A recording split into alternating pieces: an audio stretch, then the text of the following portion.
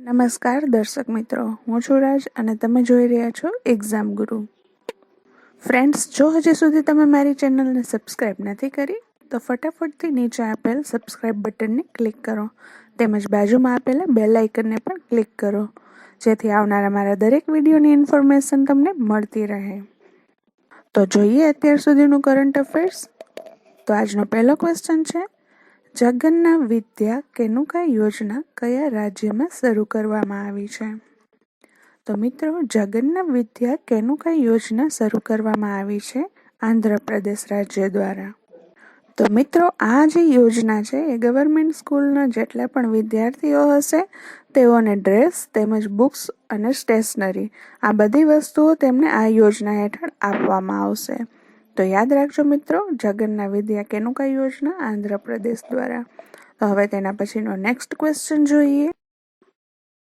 યુદ્ધ સેવા મેડલ મેળવનાર પહેલા મહિલા કોણ બન્યા છે?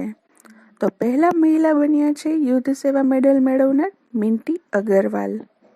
તો મિત્રો, હું તમને જણાવી દઉં કે વાયુસેના દિવસ પર ઇન્ડિયન એરફોર્સ ચીફ RS ભાદોરિયાએ આ યુદ્ધ સેવા મેડલ એનાયત કર્યું મિન્ટી અગરવાલને. મિન્ટીએ બાલાકોટ એર સ્ટ્રાઇક જ્યારે થયું હતું ત્યારે તેઓએ ઉડાન નિયંત્રક હતા અને જેથી તેઓને આ એવોર્ડ એનાયત કરવામાં આવ્યો છે. ઓકે મિત્રો, તો આટલું યાદ રાખજો. હવે તેના પછીનો નેક્સ્ટ ક્વેશ્ચન જોઈએ. સ્વનિર્ભર નારી યોજના કઈ રાજ્ય સરકાર દ્વારા શરૂ કરવામાં આવી છે? તો મિત્રો, સ્વનિર્ભર નારી યોજના આસામ રાજ્ય સરકાર દ્વારા શરૂ કરવામાં આવી છે. તો મિત્રો, તમને જણાવી દઉં કે સર્વાનંદ સોનોવાલ કે જેઓ આસામના CM છે, તેઓએ મહિલાઓને આર્થિક રીતે આત્મનિર્ભર કરવા માટે આ યોજનાની શરૂઆત કરી છે. તો મિત્રો, યાદ રાખજો, સ્વનિર્ભર નારી યોજના આસામ સરકાર દ્વારા. તો હવે તેના પછીનો નેક્સ્ટ ક્વેશ્ચન જોઈએ. કઈ કંપની દ્વારા કર્મચારીને ઘરે રહી કામ કરવાનો વિકલ્પ આપ્યો છે? તો મિત્રો, માઇક્રોસોફ્ટ નામની કંપનીએ પોતાના કર્મચારીઓને ઘરે રહીને કામ કરવાનો વિકલ્પ આપ્યો છે. તો મિત્રો, માઇક્રોસોફ્ટના ફાઉન્ડર છે બિલ ગેટ્સ અને પોલ એલેન અને તેનું હેડક્વાર્ટર આવેલું છે US અને તેની શરૂઆત થયેલી હતી 1975. તો માઇક્રોસોફ્ટ વિશે એટલું યાદ રાખજો મિત્રો. હવે તેના પછીનો નેક્સ્ટ ક્વેશ્ચન જોઈએ. સ્વામિત્વ યોજના કોના દ્વારા બહાર પાડવામાં આવી છે? તો મિત્રો, સ્વામિત્વ યોજના નરેન્દ્ર મોદી દ્વારા બહાર પાડવામાં આવી છે. તો મિત્રો, આ શું છે સ્વામિત્વ યોજના? તો સ્વામિત્વ યોજના એ નરેન્દ્ર મોદી દ્વારા વિડીયો કોન્ફરન્સના માધ્યમથી લોન્ચ કરવામાં આવી છે અને આ યોજના જમીન ધારકો માટે બહાર પાડવામાં આવી છે. આ યોજનાના માધ્યમથી લોકોની સંપત્તિનો ડિજિટલ રેકોર્ડ રાખી શકાશે તેમજ વિવાદિત જમીનના પ્રકરણનો ઝડપથી અંત આવશે. તો આ યોજના દ્વારા જમીન ધારકોને લાભ થશે. તો આ સ્વામિત્વ યોજના જમીન ધારકો માટે તેમજ તેનો ડિજિટલ રેકોર્ડ રાખવા માટે બહાર પાડવામાં આવેલી છે. આટલું યાદ રાખજો મિત્રો. હવે તેના પછીનો નેક્સ્ટ ક્વેશ્ચન જોઈએ.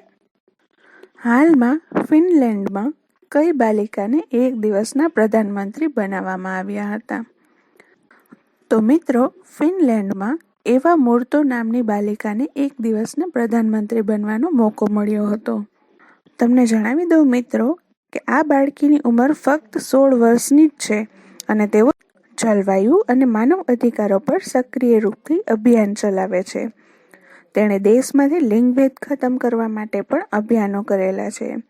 તે માટે તેઓને આ સન્માન આપવામાં આવ્યું હતું, જેથી તેઓ ફિનલેન્ડના એક દિવસના પ્રધાનમંત્રી બની શક્યા.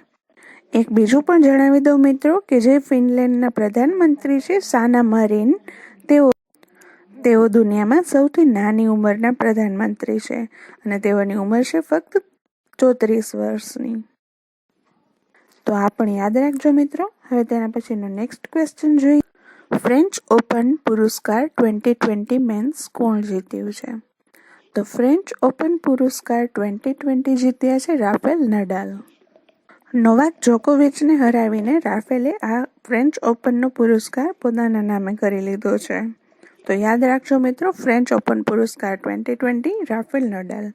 તો હવે તેના પછીનો નેક્સ્ટ ક્વેશ્ચન જોઈએ. વિશ્વ વિદ્યાર્થી દિવસ ક્યારે મનાવવામાં આવે છે? તો વિશ્વ વિદ્યાર્થી દિવસ મનાવવામાં આવે છે 15 ઓક્ટોબરના રોજ. તો મિત્રો તમને જણાવી દઉં કે 15 ઓક્ટોબર અબ્દુલ કલામના જન્મદિવસને આ વિશ્વ વિદ્યાર્થી દિવસ તરીકે મનાવવામાં આવે છે. તો આટલું યાદ રાખજો મિત્રો. હવે તેના પછીનો નેક્સ્ટ ક્વેશ્ચન જોઈએ. કઈ રાજ્ય સરકાર દ્વારા વિશ્વનો સૌથી મોટો ઝિંક સ્મેલ્ટર પ્રોજેક્ટ સ્થાપવાની જાહેરાત કરી છે? તો મિત્રો ગુજરાત રાજ્ય સરકાર દ્વારા વિશ્વની સૌથી મોટો ઝિંક સ્મેલ્ટર પ્રોજેક્ટ સ્થાપવાની જાહેરાત કરાઈ છે. વેદાંતા સમૂહની કંપની હિન્દુસ્તાન ઝિંક લિમિટેડે દુનિયાની બીજા નંબરની ઝિંક લીડ કંપની છે.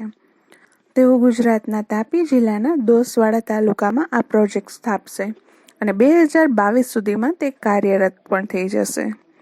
તો આટલું યાદ રાખજો મિત્રો, ઝિંક સ્મેલ્ટર પ્રોજેક્ટ ગુજરાત દ્વારા. તો હવે તેના પછીનો નેક્સ્ટ ક્વેશ્ચન જોઈએ. શોભા નાયડુ એ કયા નૃત્ય સાથે જોડાયેલા હતા? તો શોભા નાયડુ એ કુચીપુડી નૃત્ય સાથે જોડાયેલા હતા. શોભા નાયડુ કે જેઓ કુચીપુડી નૃત્ય સાથે જોડાયેલા હતા, તેઓનું હાલમાં જ નિધન થયેલું છે. અને આ કુચીપુડી નૃત્ય જે છે એ આંધ્રપ્રદેશ રાજ્ય સાથે સંકળાયેલ છે. તો આટલું યાદ રાખજો મિત્રો. હવે તેના પછીનો નેક્સ્ટ ક્વેશ્ચન જોઈએ. હાલમાં કૌમુદી મુનશીનું નિધન થયું, તેઓ કયા ક્ષેત્ર સાથે જોડાયેલા હતા? તો મિત્રો જે કૌમુદી મુનશી હતા તેઓ ગાયન ક્ષેત્ર સાથે જોડાયેલા હતા. હવે તેના પછીનો નેક્સ્ટ ક્વેશ્ચન જોઈએ. હાલમાં રાષ્ટ્રીય સુરક્ષા ગાર્ડનો કેટલામો સ્થાપના દિવસ ઉજવવામાં આવ્યો? તો મિત્રો હાલમાં રાષ્ટ્રીય સુરક્ષા ગાર્ડનો 36મો સ્થાપના દિવસ ઉજવવામાં આવ્યો. ઓકે મિત્રો, તો આટલું યાદ રાખજો. તો હવે તેના પછીનો નેક્સ્ટ ક્વેશ્ચન જોઈએ. ભારતે હાલમાં કઈ મિસાઇલનું સફળતાપૂર્વક રાત્રિ પરીક્ષણ કર્યું છે? તો મિત્રો ભારતે હાલમાં જ પૃથ્વી-2 નામની મિસાઇલનું રાત્રિ પરીક્ષણ સફળતાપૂર્વક પસાર કર્યું છે. તો હવે તેના પછીનો નેક્સ્ટ ક્વેશ્ચન જોઈએ. ન્યૂઝીલેન્ડના નવા પ્રધાનમંત્રી કોણ બન્યા છે? તો ન્યૂઝીલેન્ડના નવા પ્રધાનમંત્રી બન્યા છે જેન્કિના અર્ડન. તો હવે તેના પછીનો નેક્સ્ટ ક્વેશ્ચન જોઈએ. સ્લીનેક્સ 20ની શરૂઆત ક્યાં કરવામાં આવી છે? તો સ્લીનેક્સ 20ની શરૂઆત શ્રીલંકામાં કરવામાં આવી છે. તો મિત્રો તમને થશે સ્લીનેક્સ શું છે? તો ભારત અને શ્રીલંકા વચ્ચે આ અભ્યાસની શરૂઆત કરવામાં આવી છે. આ એક નૌસેના સમુદ્રી અભ્યાસ છે અને તે 8મી વખત શ્રીલંકામાં યોજાયેલું છે. તો આટલું યાદ રાખજો મિત્રો. તો હવે તેના પછીનો નેક્સ્ટ ક્વેશ્ચન જોઈએ. ભારત દ્વારા બ્રહ્મોસ મિસાઇલનું સફળ પરીક્ષણ ક્યાંથી કરવામાં આવ્યું છે? તો મિત્રો ભારત દ્વારા બ્રહ્મોસ મિસાઇલનું સફળ પરીક્ષણ INS ચેન્નઈ પરથી કરવામાં આવ્યું છે. તો આટલું યાદ રાખજો મિત્રો. ઓકે મિત્રો, તો આ હતું અત્યાર સુધીનું જે કંઈ પણ કરંટ અફેર બન્યું હતું તે.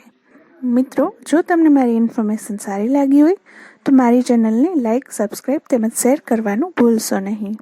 તે સાથે જ આવજો મિત્રો, મળીશું નેક્સ્ટ વિડીયોમાં.